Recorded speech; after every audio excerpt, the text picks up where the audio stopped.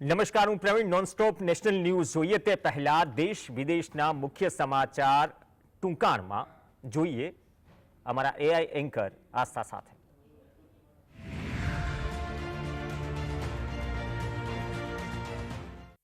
નમસ્કાર, હું છું આસ્થા.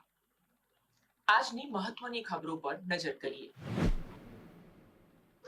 મહારાષ્ટ્રના બદલાપુરમાં બાળકીઓ સાથે જાતીય શોષણના આરોપી અક્ષય શિંદેના એન્કાઉન્ટરને લઈને બોમ્બે હાઈકોર્ટે સવાલ ઉઠાવ્યા.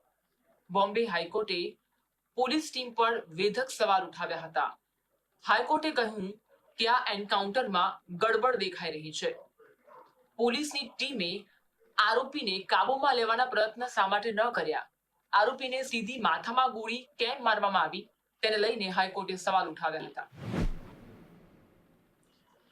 ફરી એક વખત કંગના રનૌતનું નિવેદન ભાજપને ભારે પડ્યું છે. હિમાચલ પ્રદેશના મંડીથી ભાજપ સાંસદ કંગના રનૌતે પાછા ખેંચી લેવામાં આવેલા 3 કૃષિ કાયદા અંગે નિવેદન આપતા વિવાદ સર્જાયો હતો. ખેડૂતોના 3 કૃષિ કાયદા અંગે નિવેદન આપતા કંગનાએ કહ્યું હતું કે આ કાયદાઓ ખેડૂતોના હિતમાં હતા, તેનો અમલ થવો જોઈએ તેવું નિવેદન આપતા વિવાદ સર્જાયો હતો. પરંતુ વિવાદ સર્જાતા કંગના રનૌત દ્વારા સોશિયલ મીડિયામાં વિડીયો જાહેર કરીને માફી માંગવામાં આવી હતી.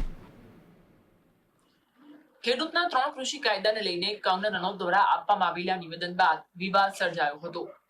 ભાજપના પ્રવક્તા ગૌરવ ભાટિયાએ આ અંગે નિવેદન આપ્યું હતું અને કહ્યું હતું કે કંગના રનૌત દ્વારા આપવામાં આવેલું નિવેદન એ કંગનાનું અંગત નિવેદન છે. ભાજપને તેનાથી કોઈ લેવા દેવા નથી. અમેરિકામાં કોંગ્રેસના નેતા રાહુલ ગાંધીએ આપેલા નિવેદનનો વિવાદ અટકવાનું નામ નથી લઈ રહ્યો. હવે રાજસ્થાનના ચિત્તોડગઢથી ભારતીય જનતા પાર્ટીના સાંસદ સીપી જોશીએ લોકસભાના સ્પીકર ઓમ બિરલાને પત્ર લખી રાહુલ ગાંધીનો પાસપોર્ટ રદ કરવાની માંગ કરી. કર્ણાટકના મુખ્યપ્રધાન સિદ્ધરમૈયાને મુડાલેન્ડ સ્કીમમાં હાઈકોર્ટ તરફથી ઝટકો મળ્યા બાદ ભાજપ આક્રમક મૂડમાં જોવા મળી રહ્યું છે. ભાજપ દ્વારા સિદ્ધરમૈયાની રાજીનામાની માંગ કરવામાં આવી રહી છે, તો ભાજપ દ્વારા ઠેર ઠેર વિરોધ કરવામાં આવી રહ્યો છે.